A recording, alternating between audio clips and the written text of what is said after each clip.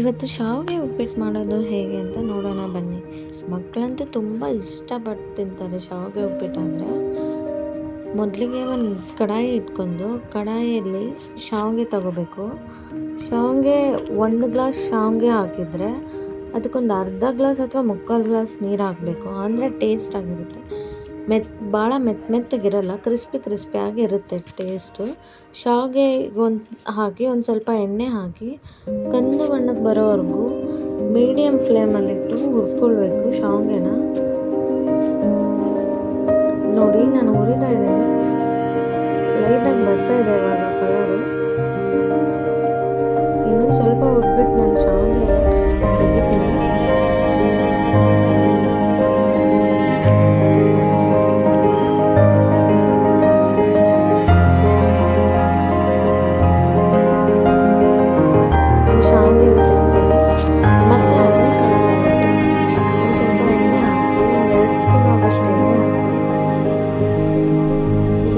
ಜೀರಿಗೆ, ಸಾಸಿವೆ, ಉದ್ದಿನಬೇಳೆ, ಕಡಲೆಬೇಳೆ ನಮ್ಮನೇಲಿ ಅವನ್ನೆಲ್ಲ ತೆಗಿತಾರೆ, ಹಾಗಾಗಿ ನಾನು ಸ್ವಲ್ಪ ಹಾಕಿರೋದು.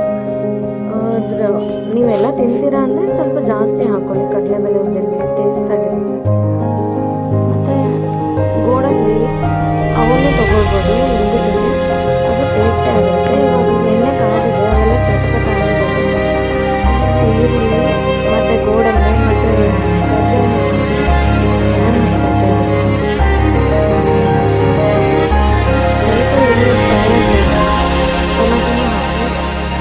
ಎಲ್ಲ ಹಸಿ ವಾಸನೆ ಹೋಗೋವರೆಗೂ ಫ್ರೈ ಮಾಡ್ಕೊಳ್ಬೇಕು.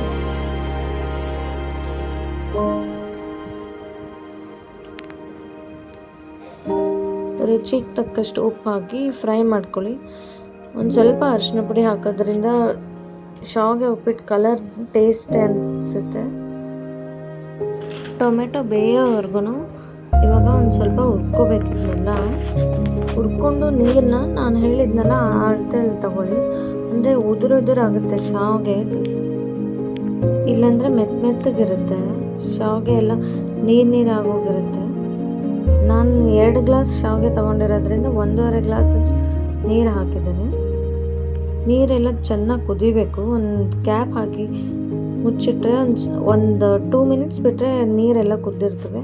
ಆವಾಗ ನೀರು ಕುದಿಯುವಾಗ ಶಾವಿಗೆ ಹಾಕಬೇಕು. ಶಾವಿಗೆ ಹಾಕಿ ಕಲಿಸ್ಬಿಟ್ಟು ಮತ್ತೆ 1-2 ನಿಮಿಷ ಬಿಟ್ಟರೆ ಅದೆಲ್ಲ ಶಾವಿಗೆ ಮೆತ್ತಗಾಗಿರುತ್ತೆ. ಶಾವಿಗೆ ಎಲ್ಲ ಬೇಗ ಮೆತ್ತಗಾಗುತ್ತೆ.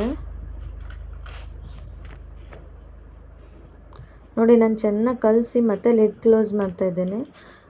ಇವಾಗ ಶಾವಿಗೆ ಎಲ್ಲ ಮೆತ್ತಗಾಗುತ್ತೆ.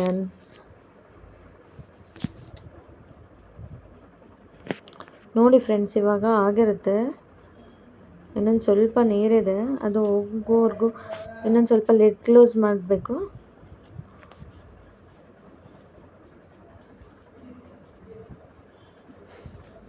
ಶಾವಿಗೆ ಉಪ್ಪಿಟ್ಟು ರೆಡಿ ಆಗಿದೆ ನೋಡಿ.